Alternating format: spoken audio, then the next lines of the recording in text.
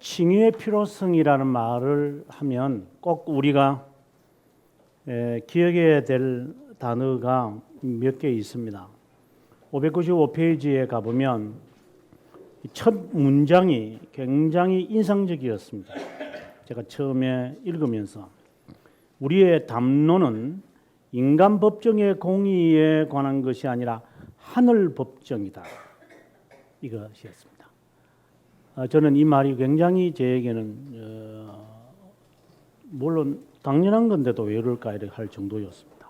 그래서 우리 기준으로 판단하지 마라. 자, 하나님의 심판대 앞에서의 지금 우리가 하는 이야기니까 칭의에 관한 이야기가, 그래서 우리의 인간적인 생각으로 판단해야 될 문제가 아니다라고 하는 것을 선언하고 있다고 봅니다. 좀 더 내려가시면은 하늘 재판장이 문책할 때 그분께 뭐라고 대답하는지를 항상 생각을 해야 한다.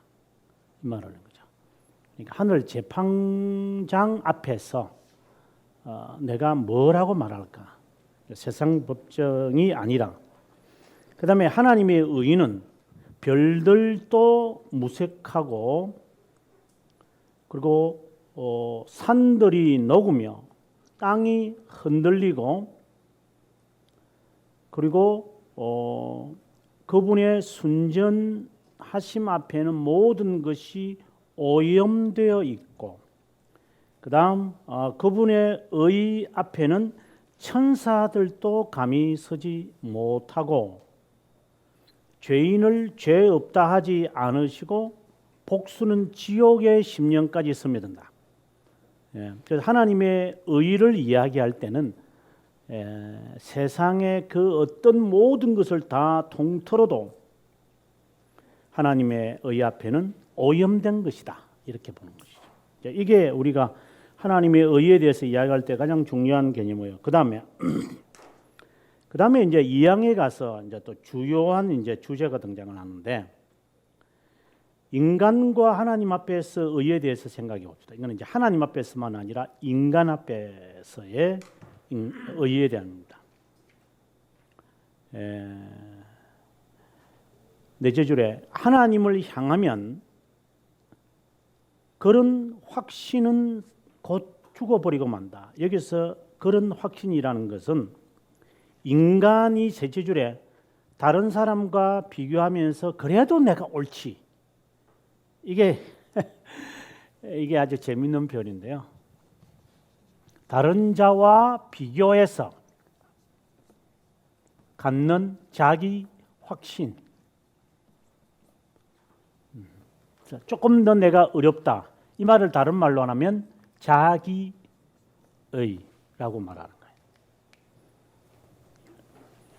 그래서 사람은 다른 사람과 비교해서 자기 확신, 이렇게 다른 사람과 비교한다는 것은 무엇을 비교하느냐 하면 행위를 비교하는 겁니다. 저 사람보다는 그래도 내가 조금 더 이러한 확신을 다른 말로는 자기의라고 한다. 이런 의는 하나님 앞에서는 아무 소용이 없는 거죠. 하늘 법정을 지금 이야기하는 거니까. 세상 법정 같으면 통하죠. 이게 이제 굉장히 충격이었고요. 자, 그 다음에 하나님을 향하면 넷째 줄입니다. 그런 확신은 사라지고 만다. 그런 확신. 자, 이제부터 조금 구경을 좀 하러 다녀야 되는데요.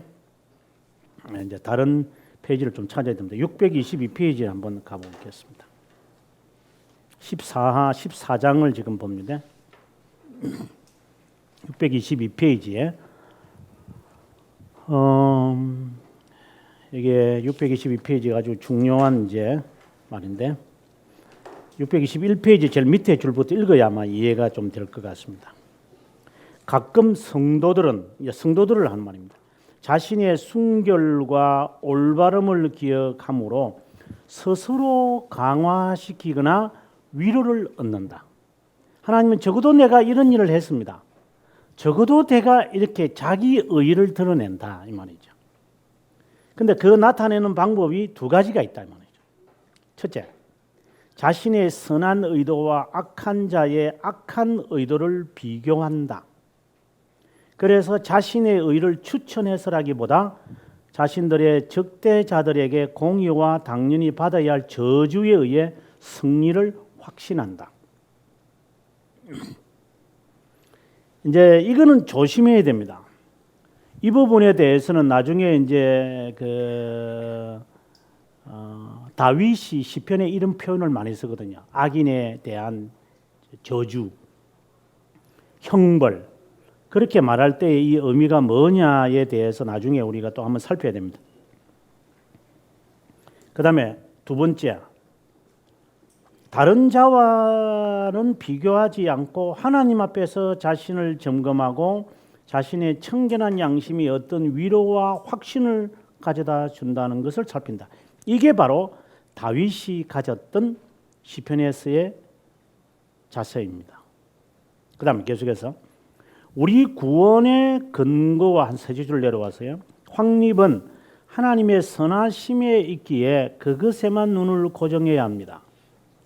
하나님의 자비함에 마음의 모든 확신을 두어야 행위에 대한 확신, 바로 자기 확신, 이게 사라집니다.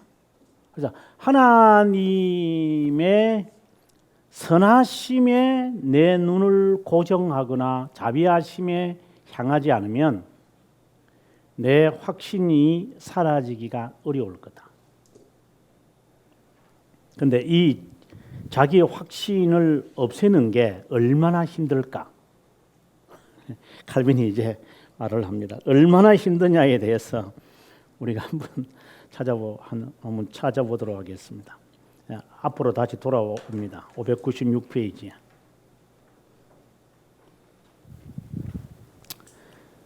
정말 힘든 것 같아요.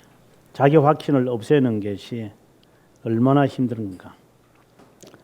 조금 더 읽고 난 다음에 가도록 합시다. 인간은 가까운 대상들만을 보는 경우로 눈을 쉽게 식별하지만 태양을 본 후에는 그 식별력의 신뢰는 사라지고 만다. 정말 하나님 앞에 우리는 아무것도 아니다. 인생이 어찌 하나님 앞에 의료구랴. 여기서 분명히 짚고 가야 하는 것은 어떤 인간적 행위로는 하나님의 의를 만족시킬 수 있는 의는 존재하지 않는다는 것이다. 어떤 죄도 핑계할 수 없다. 어떤 죄도 핑계할 수 없다. 자, 넘어가서 599페이지 중간에 행위에 대한 확신이 사라지고 그분만이 유일한 소망이 된다. 자기 확신을 내려놓지 않으면 결코 하나님에 대한 소망은 가질 수 없을 것이다. 이게 분명하게 아마 해야 된다고 저는 봅니다. 그 다음에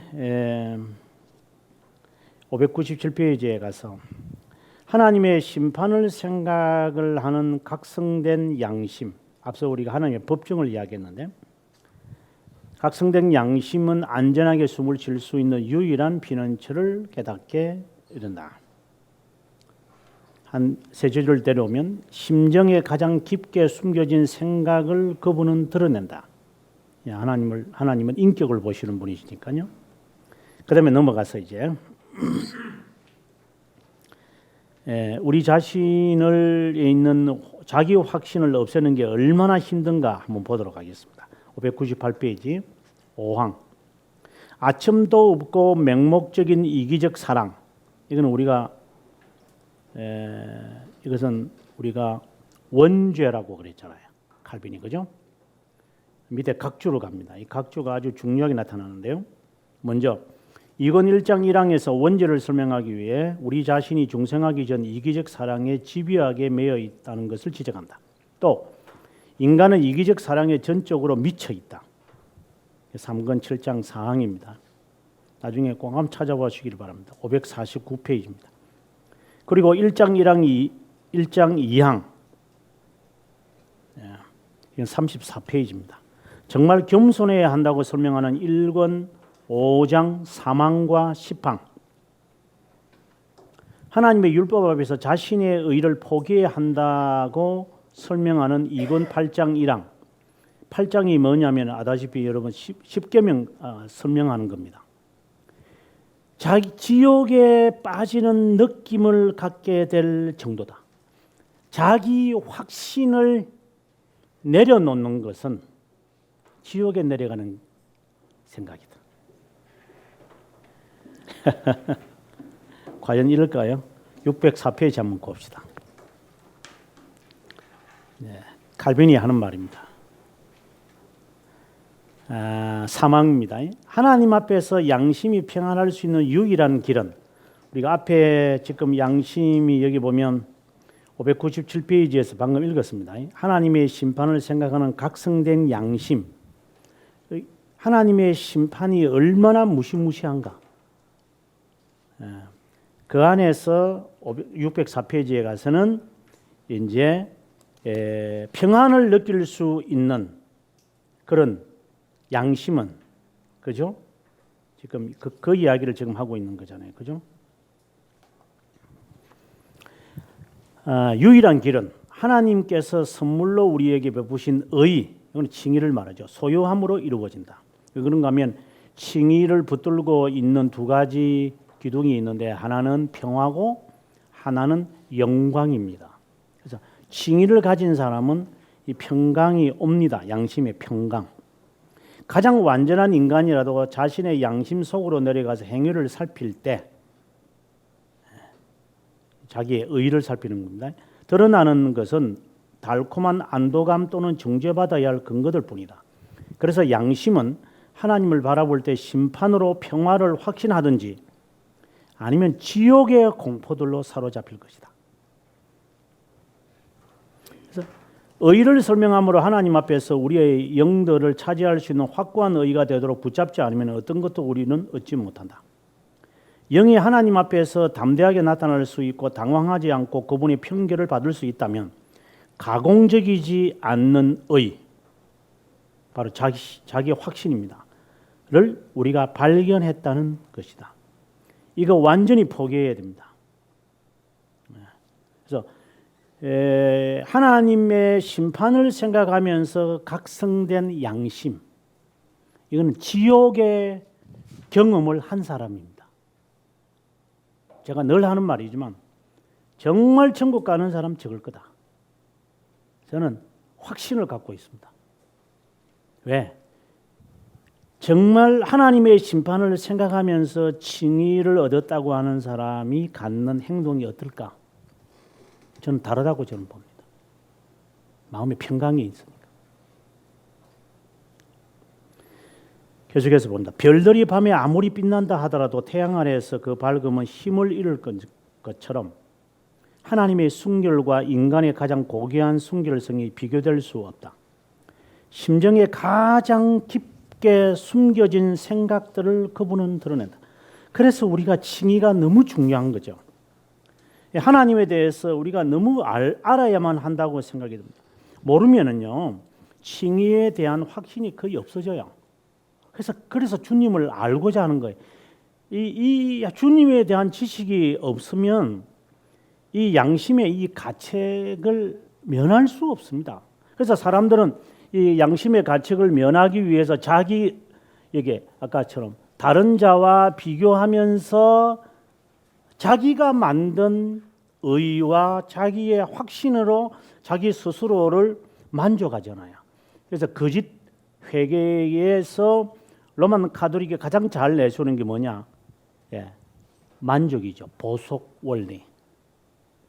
또 선행을 하라, 봉사해라, 이렇게 교회에서 사람들에게 그런 일을 하면서 그것으로 그가 주님의 일을 했다는 자기 의의를 갖게끔 만들죠.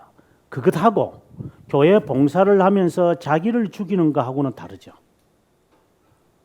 교회를 위하여 우리가 죽도록 충성하지만 자기가 만족하기 위해서 자기가 한 것으로 확신을 가지기 위해서 하는 것이라는 거냐?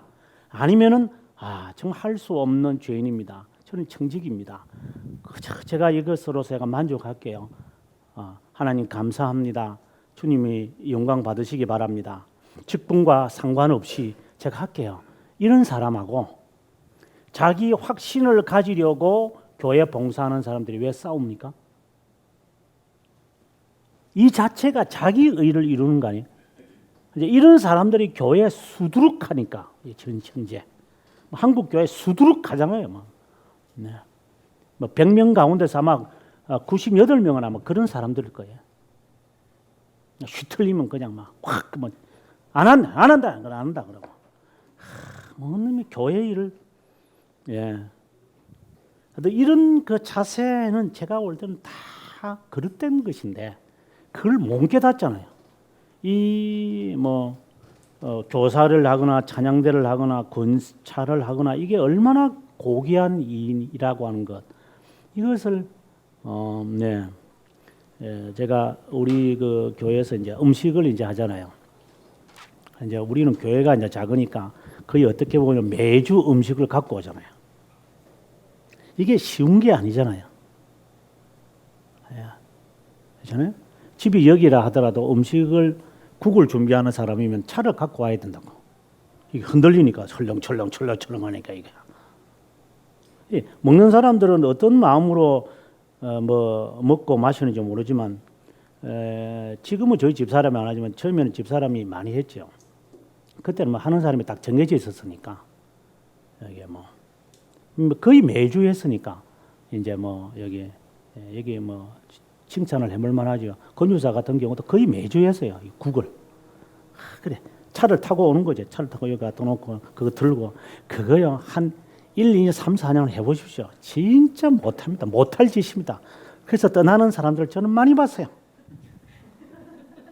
굳이 이렇게 일을 해야 되나? 이런 교회 안 다녀도 되잖아요. 구원 다 받는 구원을 아무나 주나? 웃어. 그러니까 지각 생각하는 게 그걸 내가 좀 더 선행을 했다 이렇게 생각하면 그건 못해요, 진짜. 주님의 일이라고 생각하니까 개척교회 하시는 사모님들이 그 일을 할 수 있는 거 아니겠어요? 정말 그 힘든 거예요. 그렇게 목사 사모 일을 안 해도 돼요, 실제로. 그러나 개척교회 하시는 분들 사모님들 보면 다 그렇게 하잖아요. 그걸 기쁨으로 느끼나잖아요. 이거하고는 전혀 다르죠. 대형교회에서 손가락 갖다가지고 나도 젊을 때는 그랬다. 아이고 젊을 때 안 해본 사람은 어딘? 이제는 하나님이 나에게 보상을 주시니까 나는 이제 안 해도 된다. 이런 생각이 어디 있어요? 정말 저는 이 자기를 죽이는 이 연습이 얼마나 어려운가. 그리고 교회를 조금 이제 대형 교회를 중형 교회를 하면은 이제 성도들은 이제 교회 청소 안 하고 이제 수의 집사님들이 주로 사찰 집사님이라는데 그분들이 다 하잖아요. 그러니까 교회 청소 이런 거 그 얼마나 거추장스럽게 해요. 자기가 해봐야 되거든요. 이게 집도 지가 청소를 해봐야 집을 버리는 것도 쓰레기통에 가서 버리고 이런 게. 이 버리장머리가 없어지는 거죠. 이게 신앙생활이. 그래서 이런 것을 통해서 저는 자기 자신의 모습이 겸손해하는 하나의 훈련이라고 저는 보는 거지.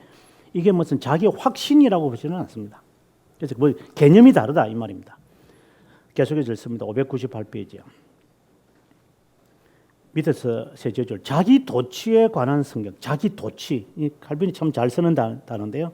자기 도취, 자기 확신, 자기 사랑 이런 말인데 행위가 자기 보기에는 모두 깨끗하여도 라는 말씀의 의미를 알 수 있다. 인간은 의의 외적 마스크를 쓰고 우쭐거리지만 주님은 심정에 숨겨진 불결함을 저울질하신다. 공정하게 자신을 판단하기 위해 우리 양심은 하나님의 심판대 앞에 소환되어야 한다. 계속 제가 하는 말입니다. 우리의 담론은 첫째 줄 했던 말 기억하셔야 됩니다.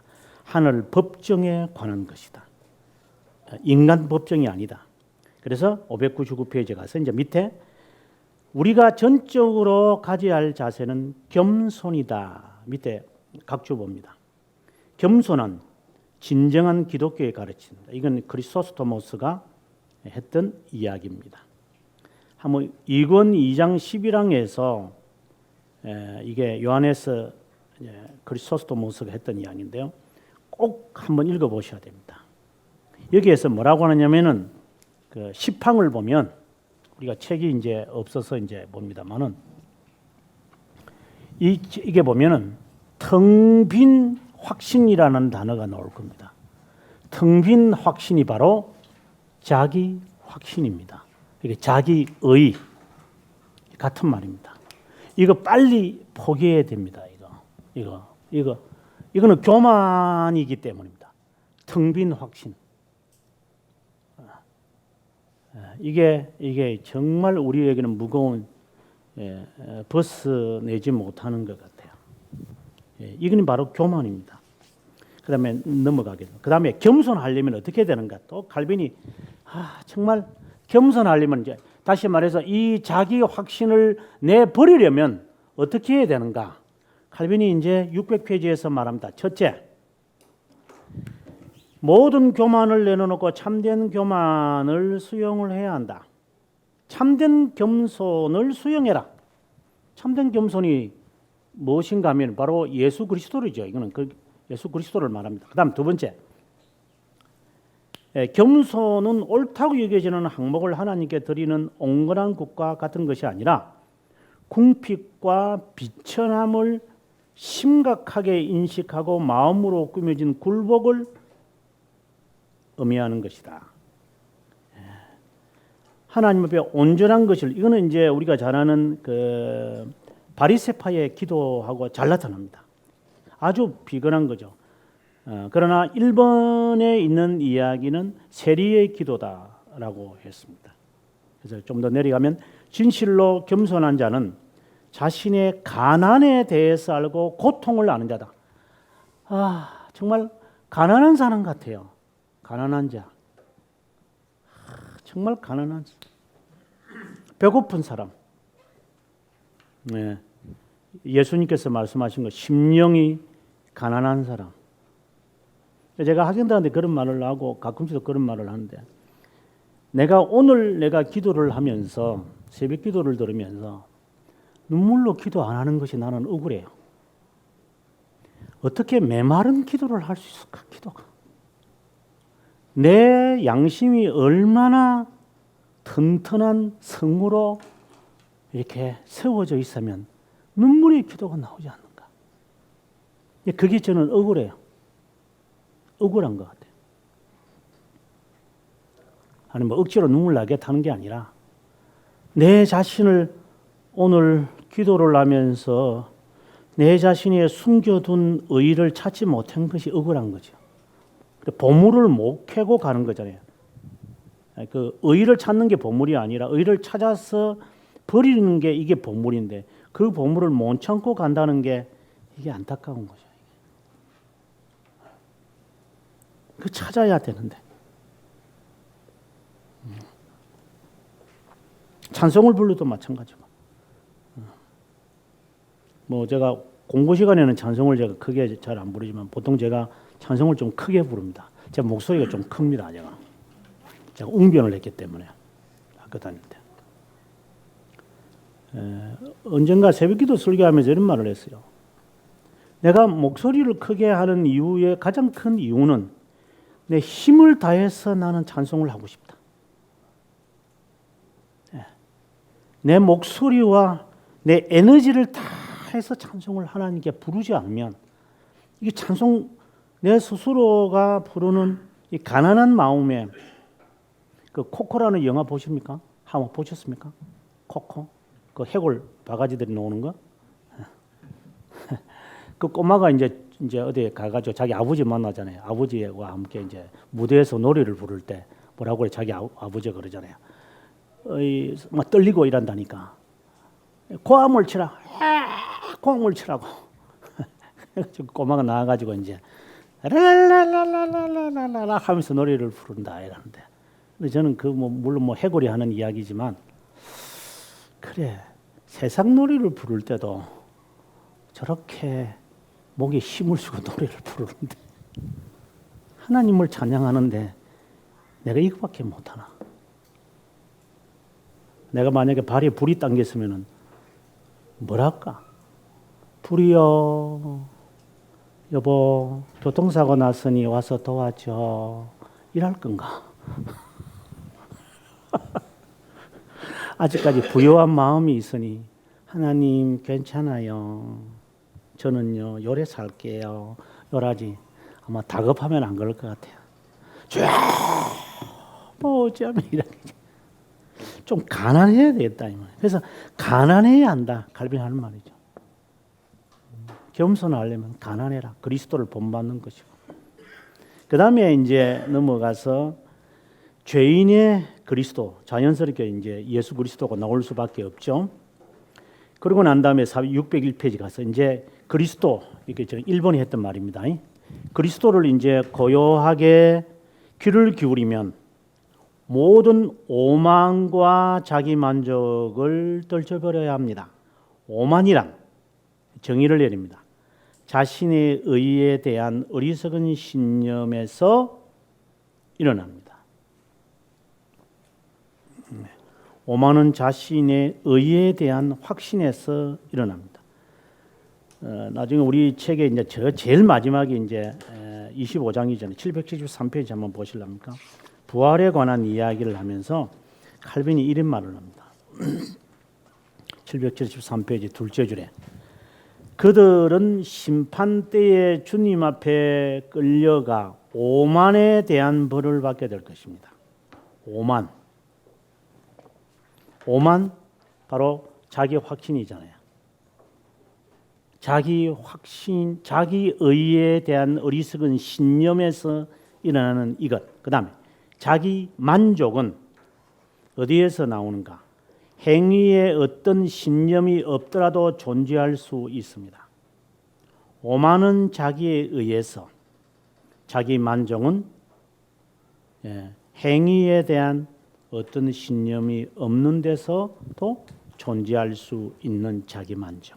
이건 자기 생각이니까. 자기 생각으로 다 신념에서 나오는 말이에요. 신념. 제가 신념이란 말은 굉장히 제가 비판하지만 신념에서 막 생각하는 거죠.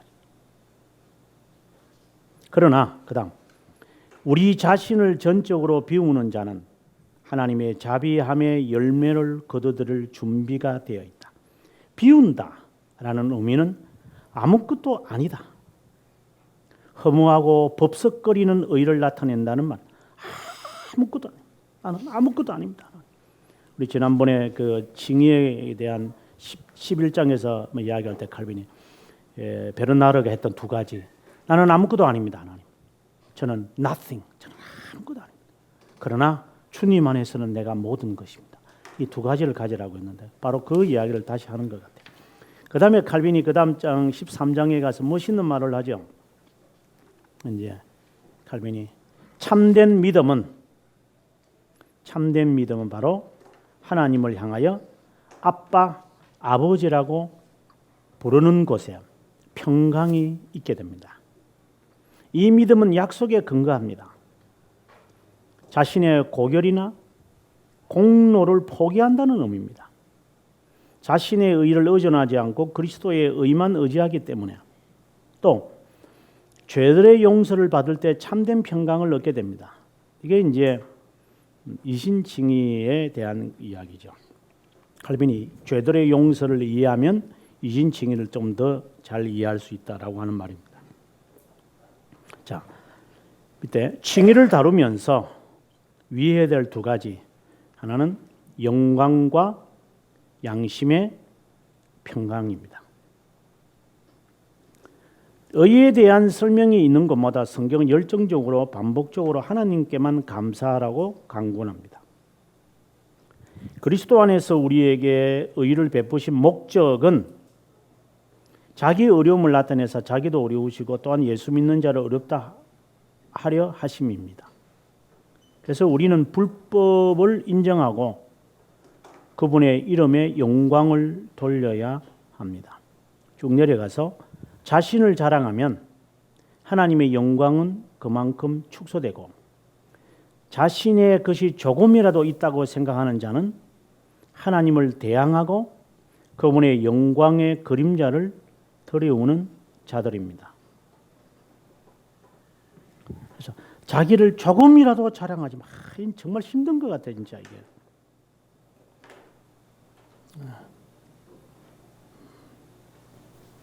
하나님 앞에서 정말 자기 자신을 내려놓는 게 너무나도 힘들구나 하는 생각을 가져봅니다. 그 다음에 넘어가서 604페이지에 가서 하나님 앞에서 평안할 수 있는 유일한 길은 앞서 우리가 557페이지에서 봤습니다만은 그죠? 의다, 칭의다. 그래서 이것을 만약에 깨닫지 못한다면 그 다섯 줄 내려오면 심판으로 평강을 확신하든지 아니면은 지옥의 공포에 사로잡히든지 해야 할 것이다. 그래서 지옥을 생각해라. 그래서 조나단 에드워즈가 그 엔더필드의 그 대부흥을 맞이할 때, 그때 할 때 이 사람이 설교가 공포에 대한 본래 그 조나단 에드워즈도 그렇고 와이필드도 그렇고 이분들이 대부흥 대각성을 할 때 설교는요 공포였습니다. 공포에 대한 설교입니다. 죽음, 공포, 심판, 지옥 이 설교를 했습니다. 복받으라는 설교 안 합니다. 지금 뭐 한국 교회에서 부흥의 뭐 역사가 일어나게 한다는데 뭐 2대각성과 3대각성, 4대각성은 사실상 이거는 완전히 좌초된 거고요. 1차 대각성 운동이 일어나는 이것은 조지 와필드는 자기가 중생의 경험이 확실하게 있기 때문에 다니면서 계속 했던 게 뭐냐? 중생이었습니다. 중생. 목사가 자기가 자신의 구원에 대해서 얼마나 심도 있게 심오하게 고민을 해야 되는데요. 그래서 성도들은 일반 삶 속에서 그렇게 고민을 안 하잖아요. 바쁘게 사니까.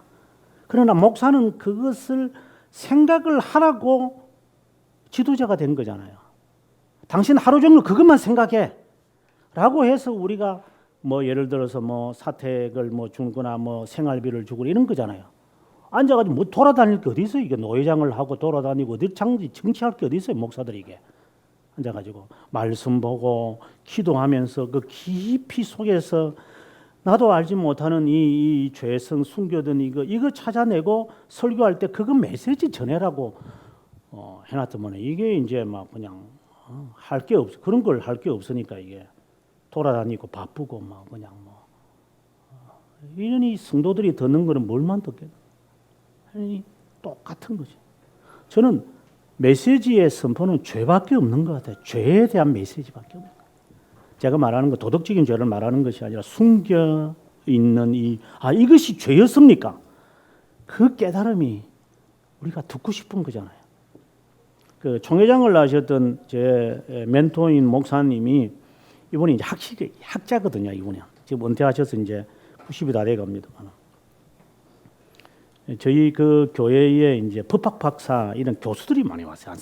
저희 교회는 한 40-50명이 교수였어요. 대학 교수. 뭐 학교 선생들 한 120명 됐고 우리 주일학교 교사는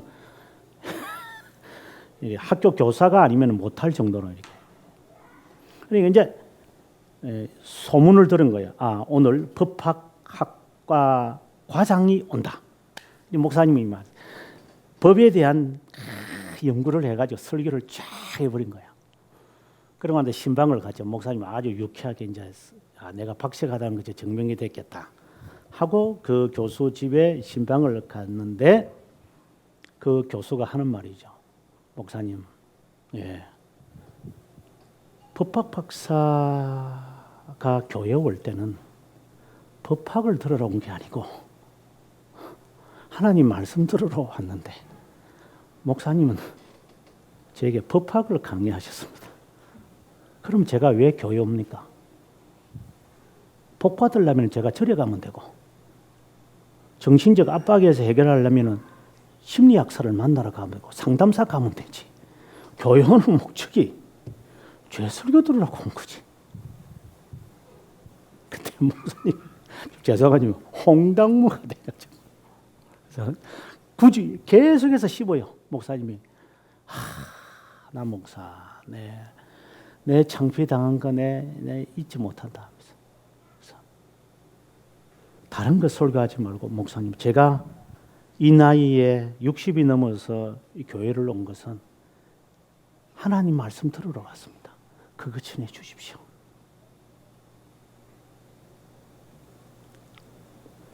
자, 605페이지 봅니다.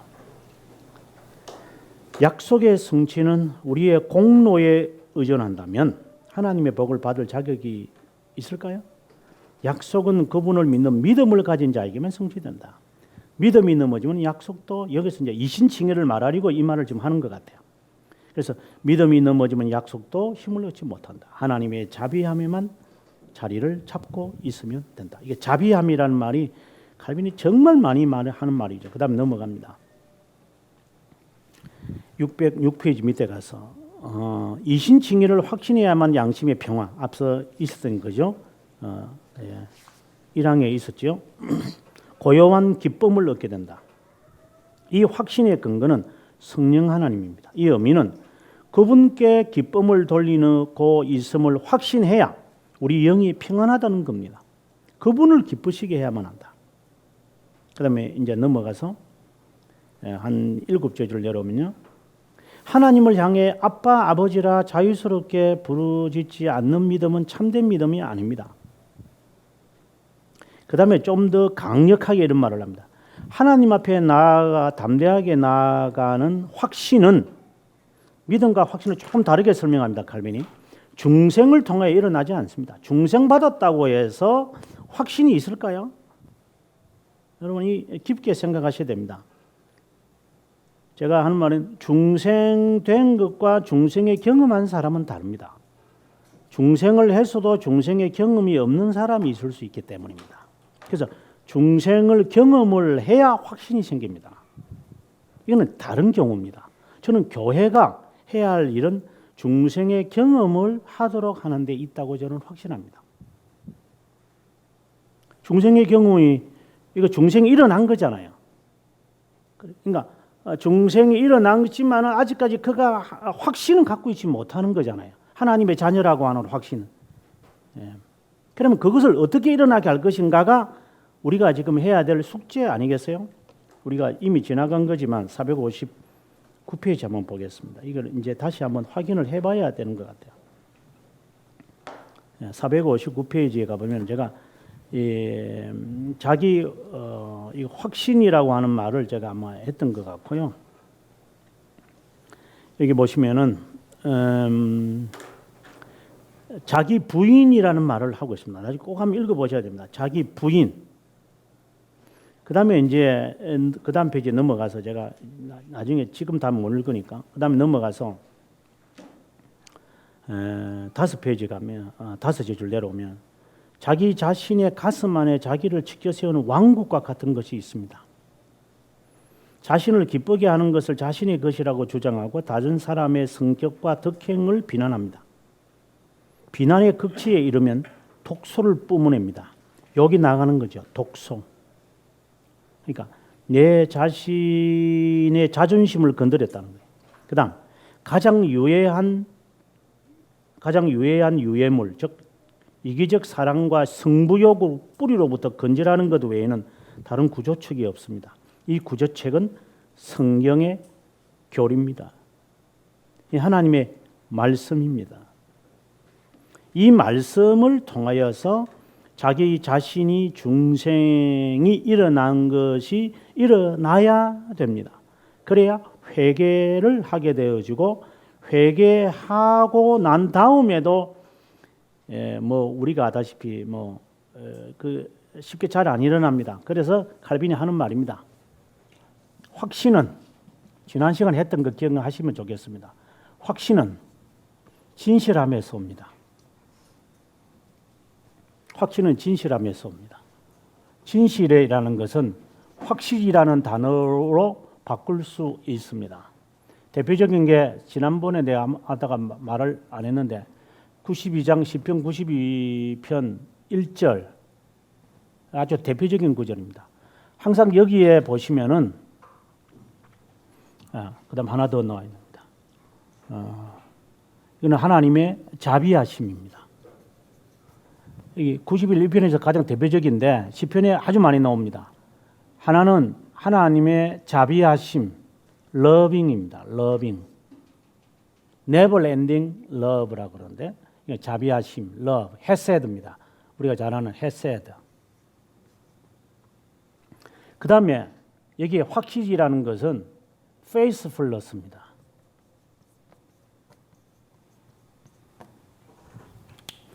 하나님의 이 자비하심을 그가 증명이 되어져야 확신이 나옵니다. 그런데 이 자비하심을 어떻게 확신합니까? 지금 자비하심이라는 하나님의 그 사랑을 내가 확실하게 나타나는 것이 뭐 여러 가지가 있겠지만 달콤한 은사를 통해서 하나님이 나를 사랑하시는구나, 내 기도 응답하시니까 하나님 사랑하시구나, 그렇게도 나타나지만 그것은 일시적이고 오래가지 못합니다. 실제로 오래가는 것은 무엇이냐면 자기 부인입니다. 자기 부인을 통해서 이게 이 진실함과 확실함이 증명이 되고 이것이 확신으로 바뀝니다. 이게 담대함이라고 하는 겁니다. 담대함. 저는 이 원리를 목회자가 알아야 한다고 봐요. 하나님의 사랑을 어떻게 우리가 깨달은 것이냐를 말해줘야 돼요. 단순히 아까 저 말한 대로 기도하니까 응답해 줬다. 그럼 달콤한 것만 말하지 마라. 달콤한 것은 이빨을 썩게 만드는 것밖에 안 되니까. 그 외에도 하나님의 그 사랑을 끝까지 붙들고 인내하면서 살아갈 수 있는 그것이 있을 때 이게 확신을 갖는 거죠. 그래서 확신은 중생에서 일어나지 않는다, 이 말입니다. 칼빈이 하는 말입니다. 계속해서 중생은 육신 가운데 늘 불완전하기에 많은 의심들을 갖고 있다. 중생했다고 해서 그는 비밀적이기 때문에 많은 의심들을 갖고 흔들린다는 거죠. 이게. 이것에 대한 우리의 치료제는 신자가 하늘나라의 기업을 위한 유일한 소망의 근거인 그리스도의 몸에 접붙임이 되어야 한다. 즉 무상으로 어렵다 여겨지는 거다. 칭의죠. 칭의에 관한 믿음은 단 하나의 호의를 일으키게 하는데 우리에게 어떤 것도 주지 못하고 수동적인 것에 불과하고 오직 그리스도에게서만 우리에게 필요한 모든 것을 얻을 수 있습니다. 접붙임에 관한 이야기는 제가 많이들 했기 때문에 제가 더 이상 이야기를 하지 않겠습니다만은, 이 확신은 중생을 통해 일어나지 않는다. 이것은 진실함에 산다. 나중에 꼭 한번 찾아보십시오. 37편에 있는 그 말씀에 보면 28절인가 정확하게 모르겠는데 28절인가 재밌는 것이 아니라 제가 알려드리려고 그럽니다. 28절이네요. 자, 보세요. 여호와께서 정의를 사랑하시고 그의 성도를 버리지 아니하시미로다. 그러면 정의를 사랑하시고, 사랑에 나왔습니다. 자비함. 성도를 버리지 않는다. 성도의 이 뜻이 뭔데요? 영어로 말하면 the faithful이라는 말입니다. the faithful. 신실한 자, 진실한 자, 확실한 자. 이 말은 하나님의 자비하심을 경험한 자. 그 사람에게 하나님은 버리지 아니하심을 대한 보호를 끝까지 하실 것이다. 해석이 완전히 달라집니다. 성도라고 한다는 이 개념이 도대체 뭘까? faithfulness입니다. 정글을 가진 자들입니다. 하나님의 사랑에 대한 흔적, 바울이 말한 것처럼 내 몸에 그리스도의 흔적을 내가 가졌다. 바로 그걸 말합니다. 무슨 흔적을 가졌는데 내가 하나님 앞에서. 이것이 분명해져야 된다고 저는 봐요. 그런 자들에게 하나님은 사랑하신다. 자비하심을 하나님께서 늘 베푸신다. 그래서 하나님은 그를 보호하실 것이다. 그래서 그 마음의 평강이 있죠. 이런 사람들은 마음의 평강이 있죠. 왜? 자비하심을 처음 했는데 평강이 없을 리가 있나요? 그래 하나님 앞에 담대히 나갈 수도 있는 거고. 그래서 여기서 칼빈이 하는 말이 우리가 607페이지에서 하나님을 향해 아빠, 아버지라고 나는 부른다. 이게 참된 믿음이다. 이거는 정말 경험한 사람이죠. 하나님의 사랑을 경험한 사람이 아빠, 아버지 이렇게 말할 수 있다. 이런 것이 저는 진정한 칭의를 받은 자다. 즉 평강과 영광, 자신의 영광을 전혀 추구하지 않는 사람, 그리고 평강을 갖고 있는 사람, 이 사람만이 하나님 앞에 설 수 있지 않을까요? 그 다음에 이제 다음 시간에 우리가 3권 14장에 가서 칭의의 시작과 지속성에 대해서 14장 다음 시간에 조금 길기 때문에 다음 시간에 해야지 아마 될 것 같습니다. 그래서 다음 시간에 하도록 하겠습니다. 한번 기도하겠습니다.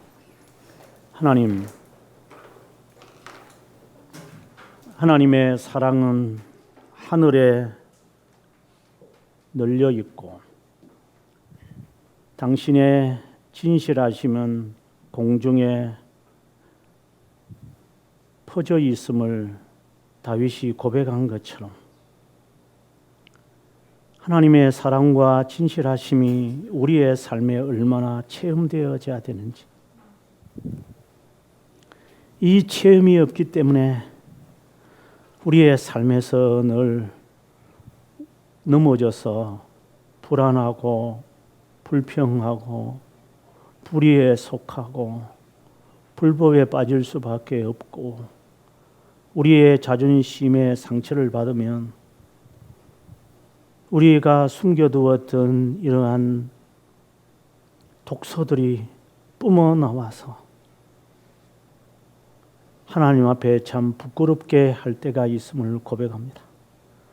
하나님, 당신의 사랑을 우리의 삶에서 조금씩 좀 더 많이 체험할 수 있도록 은혜를 베풀어 주옵소서. 주님께 간절히 간구하옵고 우리를 구원하신 예수 그리스도의 이름으로 기도합니다. 아멘.